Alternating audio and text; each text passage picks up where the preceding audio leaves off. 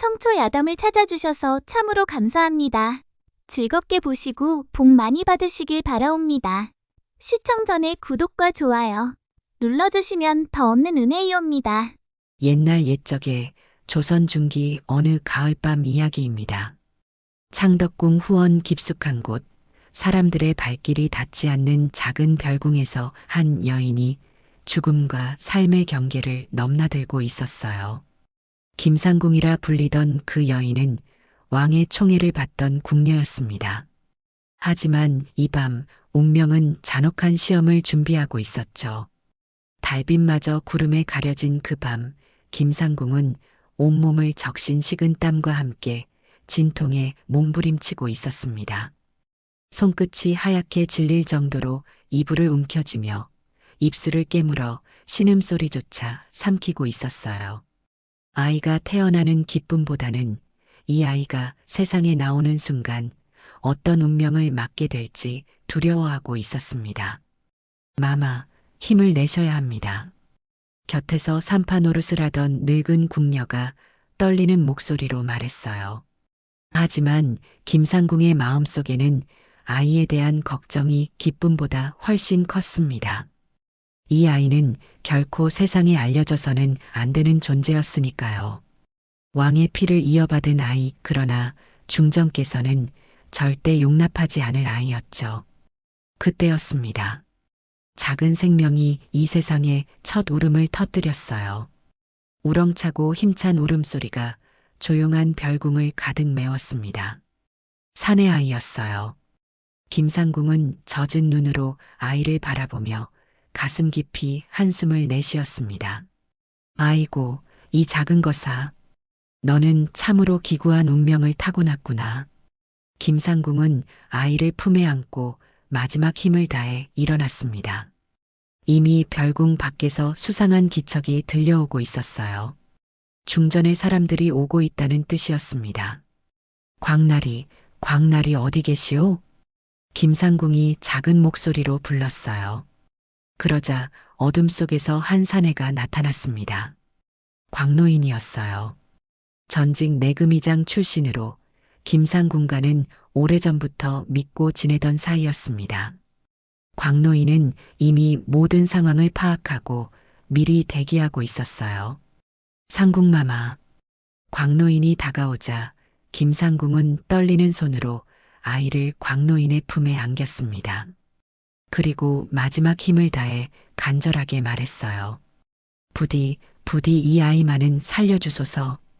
그리 멀지 않은 북쪽에 치유의 마을이 있사옵니다. 하온이라 부르는 그곳에 이 아이를 맡겨주소서. 광노인은 고개를 끄덕였습니다. 오랫동안 궁중 생활을 하며 이런 일들을 많이 봐왔던 광노인이었지만 이 순간만큼은 가슴이 먹먹했어요. 명을 받들겠사옵니다. 소인의 목숨을 걸고 지켜드리겠습니다. 김상궁은 안심한 듯 희미하게 웃었어요. 그리고 아이의 작은 손을 한 번 더 어루만지며 속삭였습니다. 우리 아가야, 미안하구나. 어미가 내게 줄 수 있는 건 이 목숨뿐이지만 분명히 너를 사랑해줄 사람들이 있을 거야. 광노인은 아이를 품속 깊숙이 감추고 재빨리 별궁 뒤편 담장으로 사라져갔어요. 담장을 넘나드는 솜씨가 예전 내금의 시절 그대로였습니다. 광노인이 사라진 지 채 한식경도 되지 않아 별궁 문이 거칠게 열렸습니다. 중전의 신복인 내시와 무시무시한 표정을 한 궁녀들이 들어왔어요. 중전의 명을 받고 온 사람들이었습니다. 중전마마의 명이시다. 내시가 차갑게 말했어요. 산모도 아이도 없었던 일로 하라. 그 말이 떨어지자마자 김상궁은 온몸에 힘이 빠지는 것을 느꼈습니다. 하지만 이미 아이는 안전한 곳으로 떠났다는 생각에 마음 한편이 편안했어요. 김상궁은 마지막 미소를 지으며 눈을 감았습니다. 아이는 어디 있느냐? 내시가 다그쳤지만 김상궁은 이미 대답할 힘도 없었어요. 궁녀들이 별궁 구석구석을 뒤졌지만 아이의 흔적은 어디에서도 찾을 수 없었습니다. 죽었나 보구나. 핏덩어리가 죽어버렸나 보다. 내시가 혀를 차며 말했어요. 궁녀들도 고개를 끄덕이며 동조했습니다. 이미 모든 흔적을 지우기 시작했어요. 그렇게 한 생명이 세상에서 사라졌고 동시에 다른 한 생명이 새로운 운명을 향해 떠나갔습니다. 광노인의 품속에서 조용히 잠든 아이는 아직 이름도 없었지만 이미 첫 번째 시련을 무사히 넘긴 셈이었어요. 깊은 밤 광노인은 아이를 안고 북쪽을 향해 걸어갔습니다. 치유의 마을 하온을 향해서 말이죠. 그로부터 사흘 밤낮을 걸어서 광노인은 깊은 산속 한 마을에 도착했습니다. 하온이라 불리는 그곳이었어요. 지도를 아무리 펼쳐봐도 나오지 않는 마을, 관직도, 세금도, 군역도 모두에서 빠진 그저 사람들끼리 조용히 살아가는 고요한 터전이었죠. 이 마을에는 특별한 공통점이 하나 있었습니다. 모두가 아이를 잃은 사람들이었어요. 병으로, 전쟁으로, 기근으로, 혹은 출산의 피바다에서 소중한 것들을 잃고 이곳으로 모여든 이들이었습니다. 누구나 가슴 한구석에 작은 무덤 하나씩은 품고 살아가는 사람들이었죠. 마을 입구에 들어서자 광노인의 눈에 가장 먼저 들어온 것은 한 여인의 모습이었어요. 25 남짓되어 보이는 강씨 부인이었습니다. 우물가에서 빨래를 하고 있던 강씨 부인은 광노인을 보자 고개를 들었어요. 어르신, 어디서 오셨습니까? 강씨 부인이 정중하게 인사를 드렸습니다. 광노인은 품속에서 조용히 잠든 아이를 꺼내 보였어요.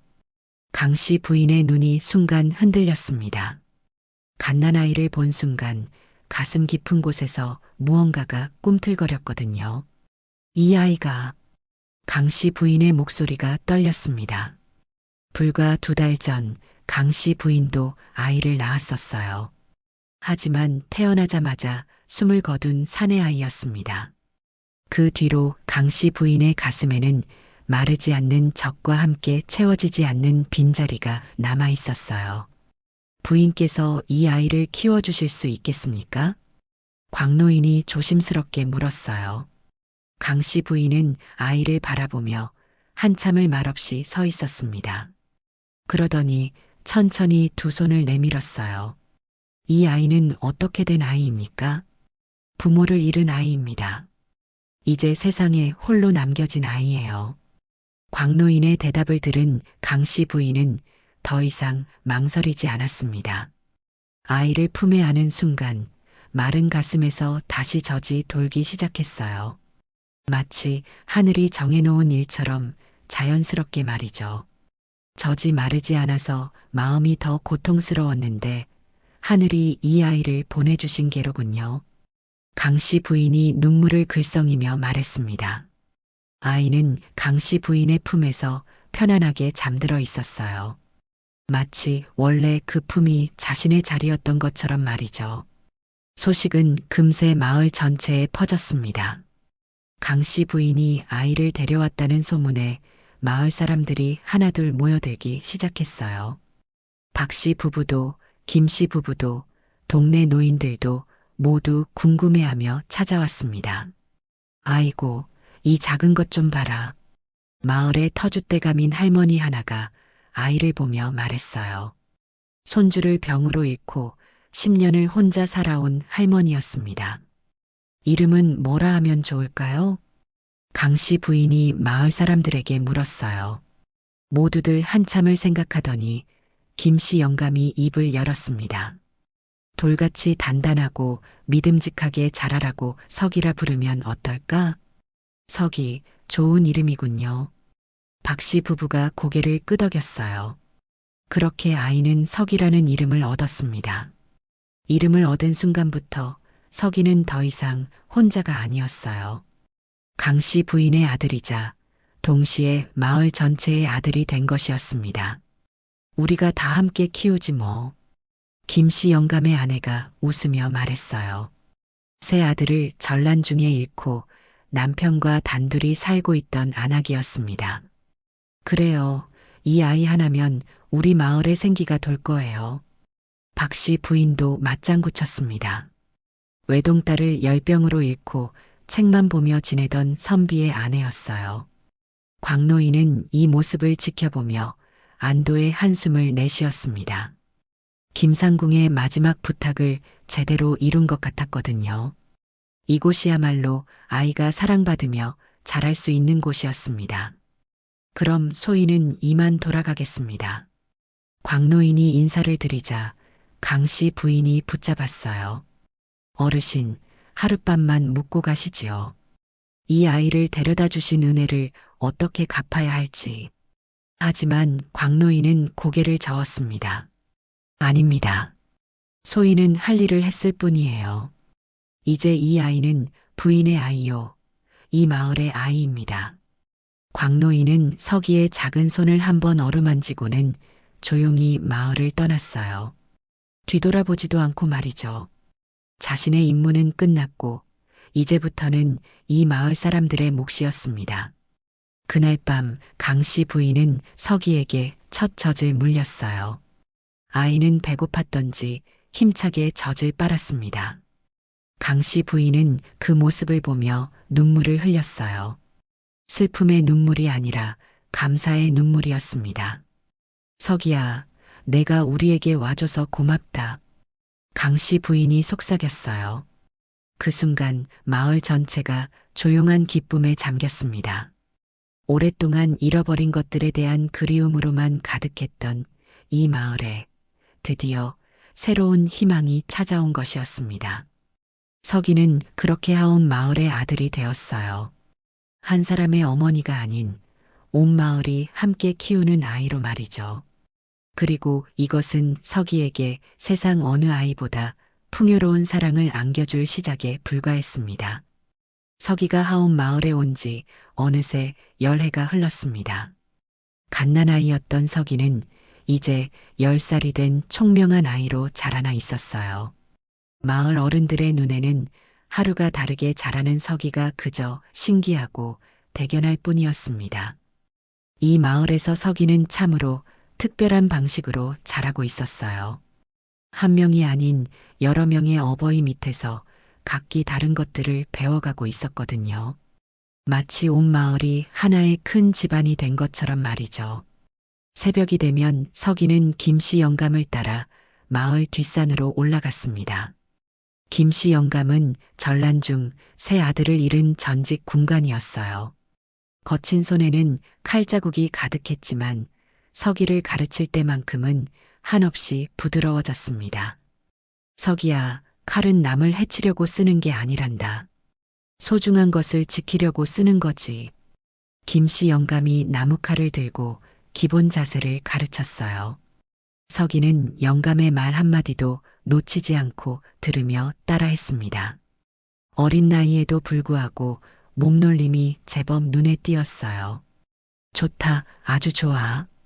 우리 막내 아들 성격이 내게 닮았나 보구나.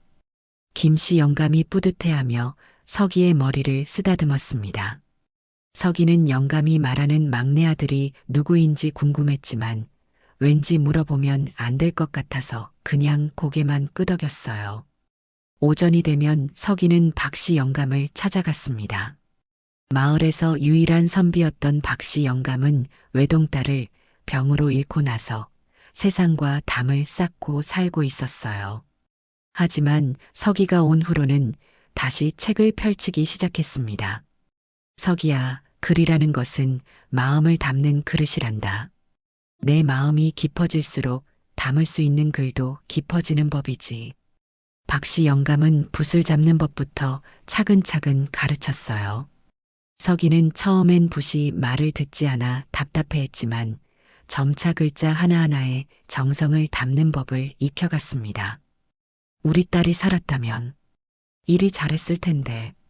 박씨 영감이 가끔 중얼거렸어요. 하지만 슬픈 표정보다는 따뜻한 미소가 더 많았습니다. 서기가 있어서 다시 가르치는 기쁨을 맛볼 수 있었거든요. 점심때가 되면 서기는 강씨 부인 곁에서 어버이의 사랑이 무엇인지 배웠습니다. 강씨 부인은 서기를 돌보며 무조건적인 사랑을 보여주었어요. 서기야, 어미는 항상 내 편이란다. 무슨 일이 있어도 말이야. 강씨 부인이 서기를 따뜻하게 안아주었습니다. 서기는 이런 어머니의 사랑을 받으며 다른 사람을 어떻게 아껴야 하는지도 함께 배워갔어요. 저녁이 되면 서기는 마을 노인들 곁에 앉아 이야기를 들었어요. 노인들은 서기에게 세상 살아가는 지혜를 알려주었습니다. 서기야, 사람 마음이라는 게 참 어렵단다. 겉으로 웃어도 속으로는 울고 있을 수도 있고, 화를 내도 사실은 걱정 때문일 수도 있지. 한 할머니가 서기에게 말했어요. 이 할머니는 손주를 병으로 잃고 10년을 혼자 살아온 분이었습니다. 그럼 어떻게 알 수 있어요? 서기가 궁금해하며 물었어요. 가만히 지켜보는 거야. 말보다는 행동을, 행동보다는 눈빛을 보는 게 중요하단다. 그리고 무엇보다 상대방을 진짜 아끼는 마음이 있어야 해. 노인들은 서기에게 조심히 말하는 법도 가르쳤어요. 함부로 말해서 상대방의 마음을 다치게 하지 않는 법, 슬픔에 잠긴 사람을 위로하는 법, 화난 사람을 달래는 법까지 모든 것을 알려주었습니다. 서기는 이 모든 가르침을 마음에 새기며 자라났어요.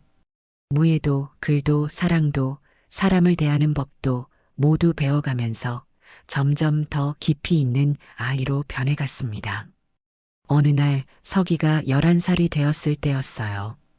호기심이 많아진 서기는 마을 노인들에게 궁금한 것을 물어보았습니다. 할아버지, 할머니들, 왜 모든 분들이 아이가 없으신가요? 다른 마을에는 아이들이 많다던데. 서기의 순진한 질문에 마을이 조용해졌어요.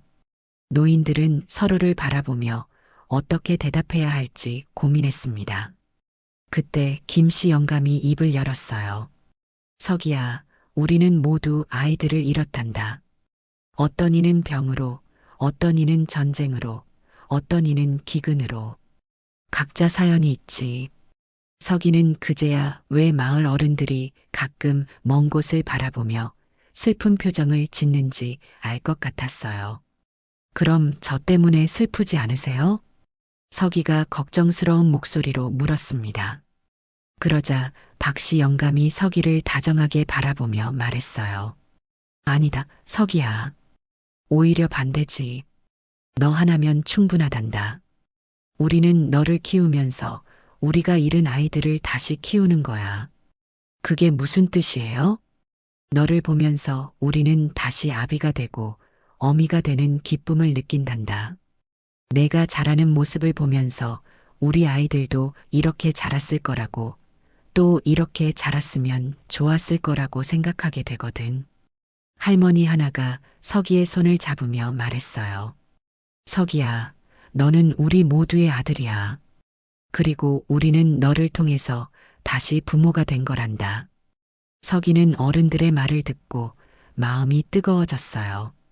자신이 이렇게 많은 사랑을 받으며 자라고 있다는 걸 새삼 깨달았거든요. 그럼 저도 할아버지, 할머니들을 더 기쁘게 해드릴 수 있도록 열심히 배우고 잘할게요. 서기가 다짐하듯 말했어요. 어른들은 모두 웃으며 서기를 바라보았습니다. 이 아이가 있어서 그들의 삶이 다시 의미를 찾을 수 있었거든요. 그날 밤 서기는 강씨 부인의 품에 안겨 잠들며 생각했어요. 자신은 정말 행복한 아이라고, 세상 어느 아이보다 많은 사랑을 받으며 자라고 있다고 말이에요. 서기가 17살이 되던 해 늦가을 하온 마을에 불길한 그림자가 드리워졌습니다. 그날 밤은 유독 달이 어두웠어요. 구름이 하늘을 뒤덮어 별빛마저 보이지 않았습니다. 서기는 잠결에 이상한 기척을 느끼고 눈을 떴어요. 오랫동안 김씨 영감에게 무예를 배우면서 기른 감각이 위험을 알리고 있었습니다. 조용히 일어나 창문 틈으로 밖을 내다보니 마을 어귀에서 검은 인형 하나가 움직이고 있었어요. 궁중복색이다. 서기의 가슴이 두근거렸습니다. 궁에서 온 자가 이 깊은 산골까지 찾아올 이유는 하나뿐이었거든요. 서기는 소리 없이 밖으로 나왔어요. 그 순간 검은 인형이 서기를 향해 돌아섰습니다. 젊은 놈치고는 눈썰미가 제법이구나. 차갑고 날카로운 목소리였어요. 달빛에 드러난 얼굴은 40 남짓의 사내였는데 눈빛이 칼날처럼 예리했습니다. 누구시길래 이 밤중에 남의 마을을 기웃거리십니까? 서기가 당당하게 물었습니다. 사내는 입가에 비릿한 웃음을 지었어요. 조정의 내밀한 자다. 중전마마의 밀명을 받고 왔지. 중전마마라. 서기의 머릿속이 번개처럼 밝아졌어요. 자신이 누구인지, 왜 광노인이 자신을 이곳으로 데려왔는지, 그리고 지금 왜 이 자객이 나타났는지 모든 게 선명해졌습니다. 17년 전 김상궁이 낳은 그 아이를 찾고 있다. 자객이 허리에서 날카로운 단검을 뽑아들었어요. 왕의 사생아가 살아 숨쉬고 있다는 소문이 궁에 들렸거든. 하온 마을에서 말이야. 서기는 조금도 당황하지 않았어요. 오히려 마음이 더욱 고요해졌습니다. 그 아이가 바로 나군요. 그렇다면 일이 간단해지겠구나. 자객이 칼을 번쩍 들어 올렸습니다. 하지만 그 순간이었어요. 어디서 온 놈이 우리 서기를 위협하느냐. 우렁찬 고함 소리와 함께 김씨 영감이 나타났습니다. 손에는 번득이는 검을 들고 있었어요.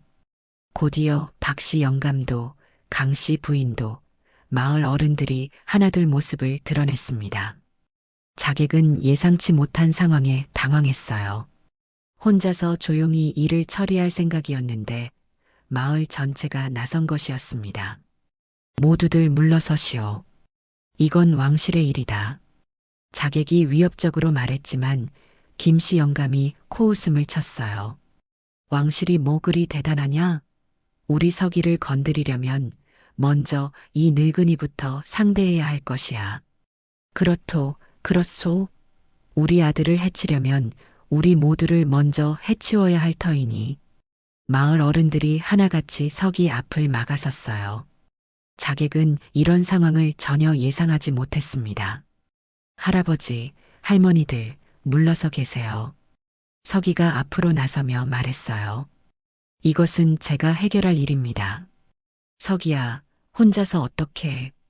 강씨 부인이 걱정스럽게 말했지만 서기는 환하게 웃으며 고개를 저었어요. 걱정 마세요, 어머니. 할아버지들이 가르쳐 주신 것들이 있잖아요. 서기가 자객을 향해 천천히 걸어갔습니다. 자객은 서기의 침착함에 살짝 당황했어요. 내 놈 무서워하지도 않느냐? 무서워할 이유가 있나요? 서기가 되물었어요. 그러더니 빙그레 웃으며 말했습니다. 당신이 찾는 왕의 사생아는 이미 없어졌어요. 무슨 소리냐? 17년 전 그 아이는 이곳에 와서 죽었습니다. 대신 하온 마을에 서기가 태어났어요. 자객이 어리둥절해하는 사이 서기가 덧붙였습니다. 당신이 죽이려는 왕의 피는 이미 이 땅에 스며들어 버렸거든요. 이제 온몸에는 김씨 영감의 무예가, 박씨 영감의 학문이, 강씨 부인의 사랑이 흐르고 있습니다. 말장난은 그만하고 순순히 죽어라. 자객이 분노하며 서기에게 달려들었어요. 하지만 서기의 몸놀림은 바람처럼 자연스러웠습니다. 번개같이 날아온 칼날을 서기는 종이 한 장 차이로 피해냈어요. 그리고는 순간적으로 자객의 손목을 잡아 비틀었습니다. 자객이 비명을 지르며 칼을 떨어뜨렸습니다. 서기는 그 칼을 발로 차서 멀리 날려버렸어요. 당신을 상처 하나 내지 않고 되돌려 보내드리겠습니다. 서기가 자객을 놓아주며 말했어요. 자객은 믿을 수 없다는 표정이었습니다. 왜 나를 죽이지 않느냐? 죽일 이유가 없거든요. 당신은 왕의 사생아를 찾아왔지만 그런 아이는 여기에 없어요. 여기에는 하온 마을에서 자란 서기만 있을 뿐입니다. 자객은 한참을 서기를 바라보더니 고개를 저었어요. 참으로 이상한 놈이구나.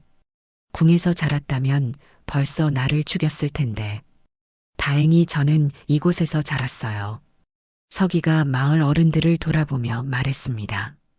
그 순간 자객은 뭔가 큰 것을 깨달은 듯한 표정을 지었어요. 내가 정말로 왕보다 더 왕다운 놈이로구나. 자객이 중얼거렸습니다. 그리고는 더 이상 말하지 않고 어둠 속으로 사라져 갔어요. 우리 서기 참 잘했다. 김씨 영감이 서기의 어깨를 두드리며 말했어요. 이제 정말 든든한 사내가 되었구나. 마을 어른들은 모두 서기를 자랑스럽게 바라보았습니다. 서기는 그런 어른들을 보며 가슴이 뜨거워졌어요. 이것이 바로 자신이 지키고 싶은 소중한 것들이었습니다. 자객이 사라진 다음 날 아침, 하온 마을은 그 어느 때보다 조용했습니다. 어른들은 모두 서기를 둘러싸고 앉아 있었어요. 지난밤 일이 너무나 충격적이었거든요. 서기야, 이제 우리가 모든 걸 알아야 할 것 같구나. 김씨 영감이 무겁게 입을 열었습니다. 제가 기억하는 건 아무것도 없습니다. 다만 가끔 꿈에서 여인 하나가 저를 안고 우는 모습을 봤어요. 서기의 말에 강씨 부인의 눈가에 눈물이 맺혔습니다. 그 여인이 내 친어머니였을 거야. 얼마나 안타까우셨을까. 하지만 어머니, 서기가 강씨 부인의 손을 잡았어요. 저에게는 이미 어머니가 계세요. 저를 품에 안고 젖을 먹이며 키워주신 진짜 어머니가 말이에요. 강씨 부인은 더 이상 눈물을 참을 수 없었습니다. 서기의 품에 안겨 흐느꼈어요. 우리 서기 미안하다. 어머니가 내 출신을 모르고 키웠구나. 무슨 말씀을 하세요? 제 출신이 뭐가 중요해요? 중요한 건 누가 저를 키웠느냐는 거죠. 박씨 영감이 깊은 한숨을 내쉬었습니다. 그렇다면 서기야, 너는 정말로 왕의 핏줄이란 말이냐? 그럴 수도 있겠지요. 하지만 그것도 확실하지 않아요. 서기가 담담하게 대답했어요. 설령 그렇다 하더라도 저는 이미 선택했습니다. 이 마을의 아들로 사는 걸 말이에요. 마을 사람들은 모두 조용히 서기의 말을 들었습니다. 그때 마을에서 가장 나이 많은 할머니가 떨리는 목소리로 물었어요. 서기야, 그렇다면 너는 언젠가 우리를 떠나야 하는 게 아니냐? 왕궁으로 말이야. 그 질문에 마을 전체가 숨을 죽였습니다. 모두가 가장 두려워하던 순간이었거든요. 할머니. 서기가 할머니에게 다가가 무릎을 꿇고 앉았어요. 제가 어디를 간다 해도 제 마음은 언제나 여기에 있을 거예요. 이곳이 제 진짜 고향이니까요. 하지만 왕궁에서 부른다고 다 가는 건 아니잖아요. 서기가 환하게 웃었습니다. 저는 할아버지들이 가르쳐 주신 대로 살 거예요. 사람의 마음을 헤아리고 약한 자를 돕고 옳은 일을 하며 사는 거 말이에요. 김씨 영감이 서기를 바라보며 고개를 끄덕였어요. 그래, 그게 맞다. 내가 누구든 상관없어. 우리가 키운 서기니까. 맞아요, 맞아요. 다른 어른들도 하나둘 맞장구 쳤습니다. 우리 서기는 누구보다 착하고 의젓한 아이야. 왕의 핏줄이든 뭐든 그건 중요하지 않아. 그때 한 할아버지가 걱정스럽게 말했어요. 하지만 서기야, 어젯밤 그 자객 말로는 또 다른 자들이 올 수도 있다고 하지 않았느냐? 걱정 마세요, 할아버지. 저에게는 여러분이 가르쳐 주신 것들이 있으니까요. 서기가 자신 있게 말했습니다. 무예도, 학문도, 사람 다루는 법도 모두 배웠어요. 그리고 무엇보다 사랑하는 사람들을 지키는 법도 배웠고요. 강씨 부인이 서기를 꽉 안았어요. 우리 서기 정말 든든하구나. 어머니가 너무 자랑스러워. 저야말로 자랑스러워요. 이렇게 훌륭한 어른들의 아들이 되어서 말이에요.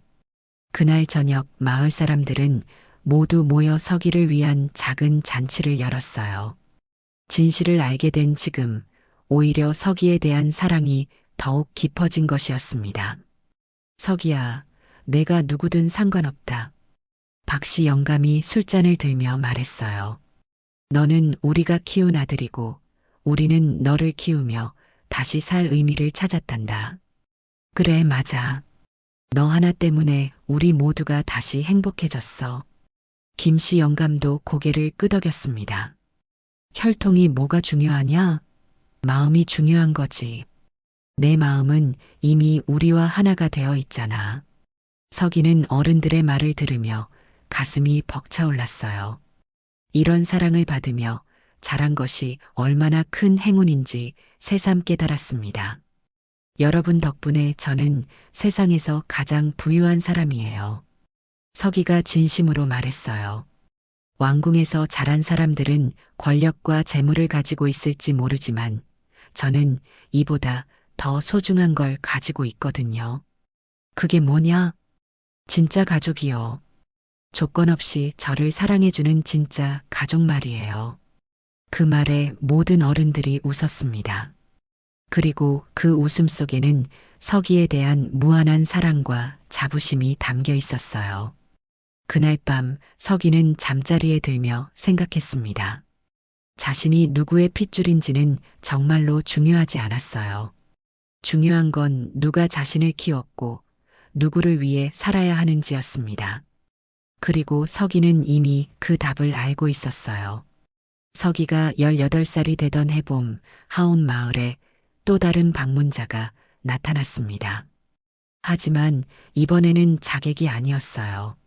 화려한 궁중 복색을 입은 내시와 호위 무사들이었습니다. 하온 마을에 사는 서기라는 자를 찾고 있어. 내시가 정중하게 말했어요.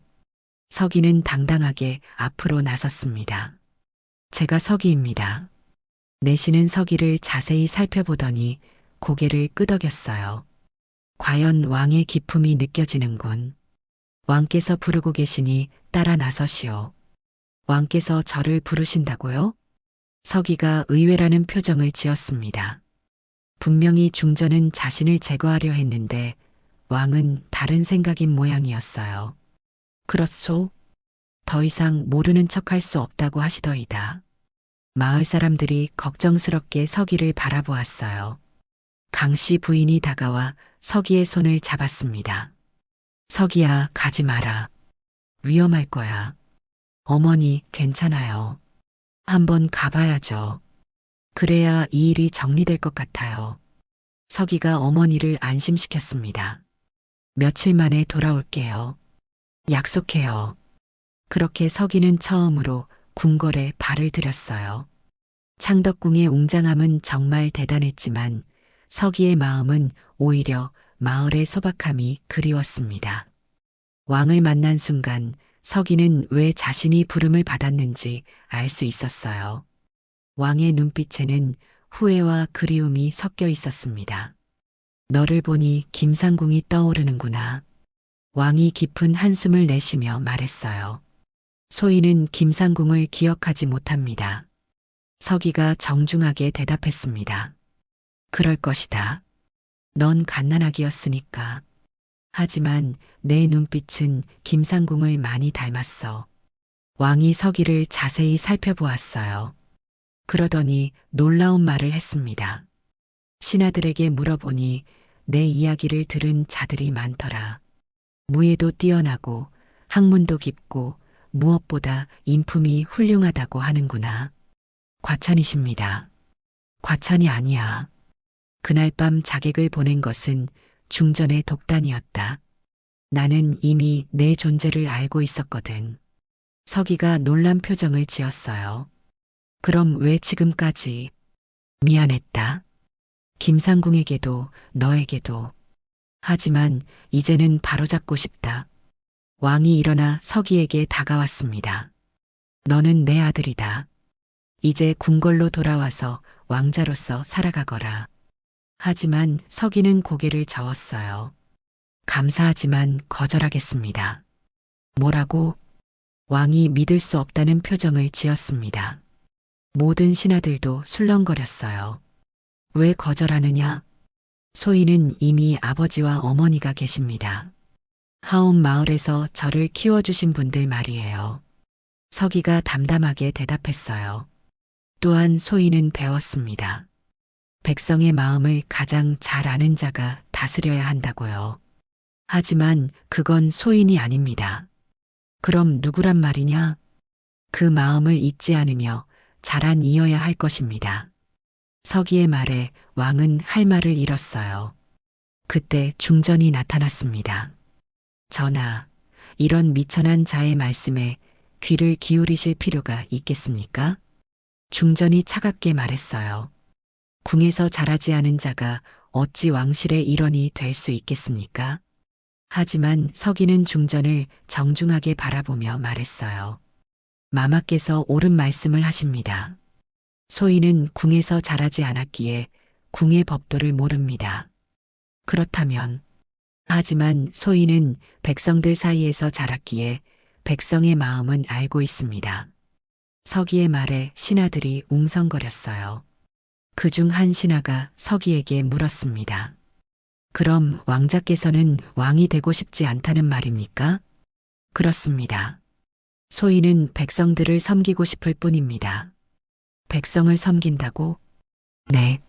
왕은 백성을 다스리는 자이지만 소인은 백성과 함께 사는 법을 배웠습니다.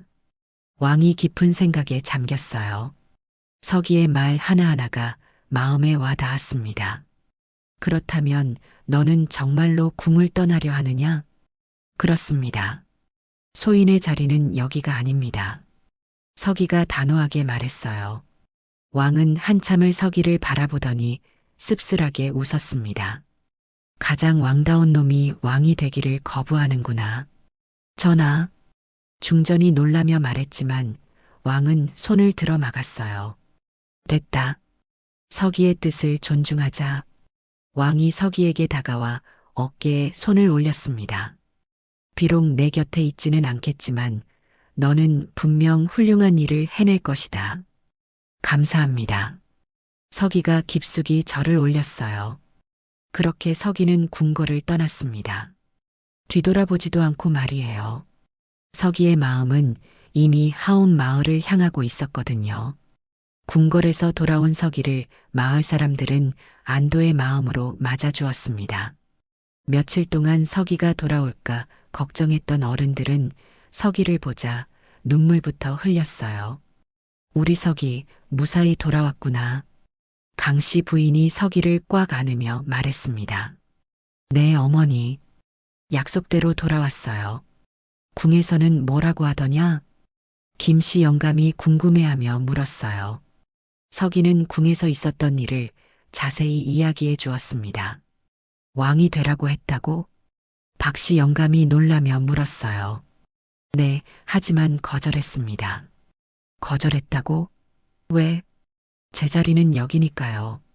서기의 대답에 마을 사람들은 모두 감동했습니다. 하지만 동시에 걱정도 들었어요.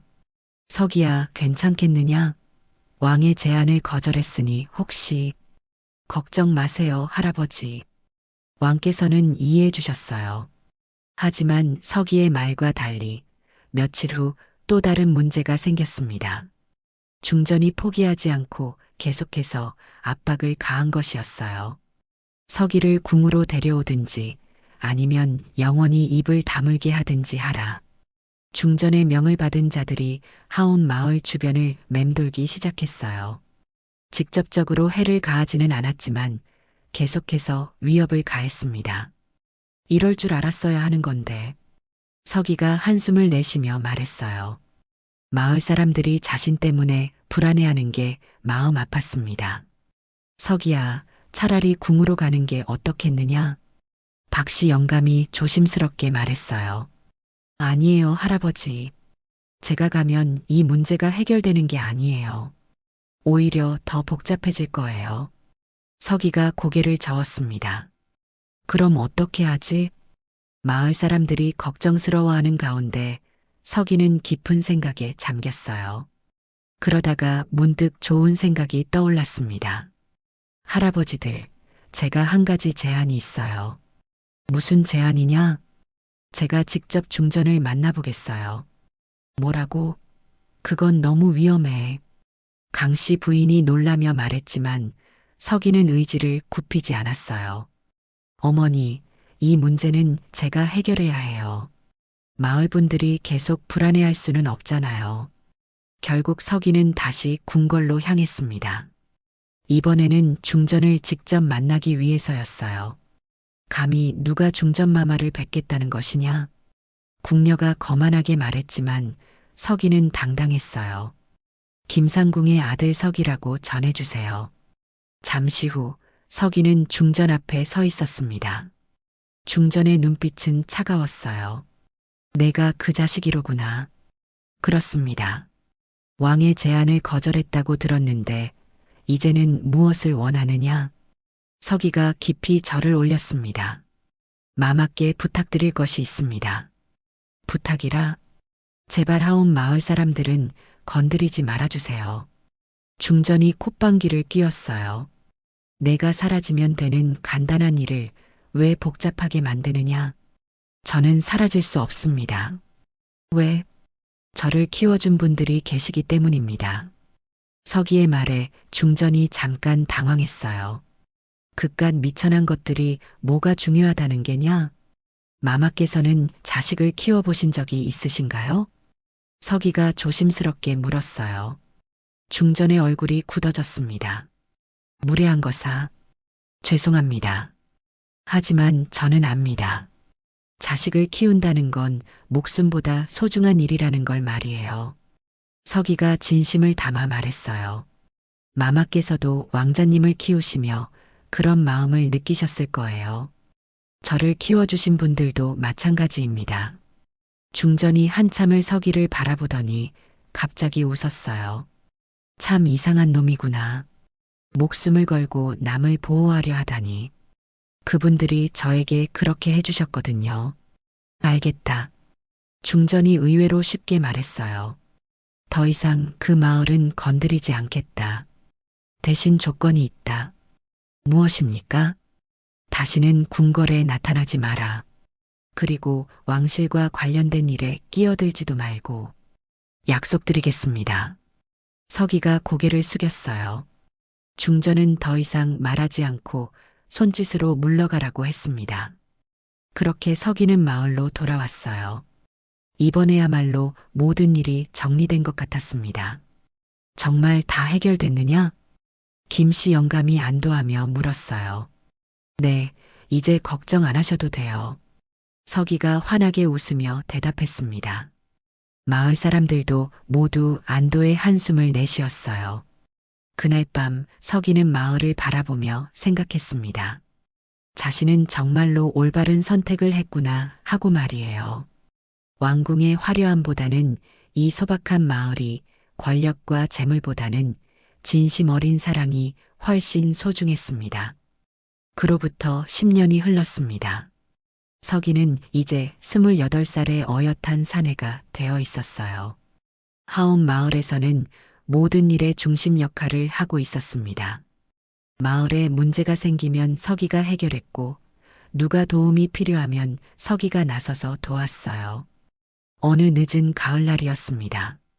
서기는 마을 어귀에서 낯선 광경을 목격했어요. 한 노인이 갓난아기를 안고 터덜터덜 걸어오고 있었습니다. 어르신, 어디서 오셨습니까? 서기가 다가가 물었어요. 노인은 지쳐 보였지만 눈빛만은 간절했습니다. 이 아이를 부탁드리러 왔습니다. 들으니 이곳에서는 아이를 잃은 분들이 함께 살고 계시다던데. 서기의 가슴이 뛰었어요. 마치 17년 전 광노인이 자신을 데려왔을 때와 똑같은 상황이었습니다. 이 아이는 어떻게 된 아이입니까? 부모를 잃었습니다. 전염병으로 온 가족이 죽고 이 아이만 살아남았어요. 노인이 눈물을 글썽이며 말했어요. 저도 이 아이를 키우고 싶지만 워낙 나이가 많아서. 서기는 아이를 내려다보았습니다. 갓난아기는 조용히 잠들어 있었어요. 서기는 문득 자신의 어린 시절이 떠올랐습니다. 잠깐만 기다리세요. 서기가 마을로 뛰어가 어른들을 불러왔어요. 강씨 부인이 가장 먼저 나타났습니다. 아이고, 이 작은 것 좀 봐라. 강씨 부인이 아기를 보자마자 눈이 촉촉해졌어요. 그 뒤를 이어 김씨 영감과 박씨 영감, 그리고 마을의 다른 어른들도 모여들었습니다. 또 다른 아이가 우리에게 왔구나. 김씨 영감이 감회에 젖어 말했어요. 그럼 이 아이도 우리가 키우면 되겠네. 박씨 영감이 웃으며 말했습니다. 강씨 부인이 아이를 품에 안았어요. 신기하게도 아이는 울지 않고 조용히 강씨 부인을 바라보았습니다. 이 아이는 뭐라고 부르면 좋을까? 강씨 부인이 물었어요. 서기가 잠깐 생각하더니 말했습니다. 새로운 희망이라는 뜻으로 세임이라고 부르면 어떨까요? 세임이 좋은 이름이네. 어른들이 모두 고개를 끄덕였어요. 그렇게 세임이는 하온 마을의 새로운 아들이 되었습니다. 그날 밤 서기는 세임이에게 이야기를 들려주었어요. 세임아, 너도 나처럼 이곳에서 많은 사랑을 받으며 자랄 거야. 아이는 서기의 목소리를 들으며 평화롭게 잠들었어요. 서기야, 강씨 부인이 다가와 말했어요. 내가 여기 있어줘서 정말 다행이야. 내가 없었다면 이 아이를 어떻게 맞아들일 수 있었을까? 어머니, 그건 제가 해야 할 일이에요. 서기가 웃으며 대답했어요. 저도 이렇게 사랑받으며 자랐으니까 이제는 제가 다른 아이에게 그 사랑을 전해줘야죠. 며칠 후 서기는 세임이를 안고 마을 뒷산에 올라갔어요. 그곳에서 하온 마을 전체가 내려다 보였습니다. 세임아, 저기 보이는 게 우리 마을이야. 서기가 아기에게 말했어요. 너는 참 행운아야. 세상에서 가장 따뜻한 사람들 사이에서 자라게 될 테니까. 아이는 서기의 말을 알아듣는 듯 방긋 웃었어요. 김씨 할아버지는 너에게 무예를 가르쳐 줄 거야. 박씨 할아버지는 글을 가르쳐 주실 거고, 강씨 할머니는 너를 세상에서 가장 맛있는 밥으로 키워주실 거란다. 서기가 하나하나 설명해 주었어요. 그리고 나는 너에게 사람의 마음을 헤아리는 법을 가르쳐 줄게. 어떻게 하면 다른 사람을 진심으로 사랑할 수 있는지 말이야. 바람이 살랑살랑 불어와 서기의 머리카락을 흔들었어요. 세임아, 너도 이른 마음들이 모여서 널 키우는 거란다. 그런 사랑은 피보다 진한 거야. 서기는 그때 문득 깨달았습니다. 자신이 받았던 사랑을 이제는 자신이 다른 누군가에게 주는 사람이 되었다는 것을 말이에요. 해질녘 서기는 세임이를 안고 마을로 내려왔어요. 마을 사람들이 모두 나와서 서기와 세임이를 맞아주었습니다. 우리 세임이 잘 다녀왔느냐? 강씨 부인이 아이를 받아 안으며 말했어요. 네, 어머니. 세임이가 마을을 구경했어요. 그날 저녁 마을 사람들은 모두 모여 앉아 세임이를 둘러쌌어요. 마치 17년 전 서기를 맞아들였을 때처럼 말이죠. 참 신기한 일이야. 김씨 영감이 말했어요. 우리가 서기를 키우더니 이제 서기가 다른 아이를 맞아들이는구나. 그게 바로 사랑의 힘이지. 박씨 영감이 고개를 끄덕였어요. 받은 사랑을 다시 나누어 주는 것, 그게 진짜 사랑이야. 서기는 어른들의 말을 들으며 가슴이 뜨거워졌어요. 자신이 정말로 소중한 것을 배워왔다는 걸 새삼 깨달았습니다. 그날 밤 서기는 세임이의 잠자리를 지켜주며 속삭였어요. 세임아, 너는 앞으로 정말 행복할 거야. 왜냐하면 너를 사랑하는 사람들이 이렇게 많거든. 창밖으로는 달빛이 은은하게 비치고 있었어요. 하온 마을의 평화로운 밤이었습니다. 서기는 문득 생각했습니다. 잃은 자의 마음은 때로 세상의 가장 큰 품이 된다고 말이에요.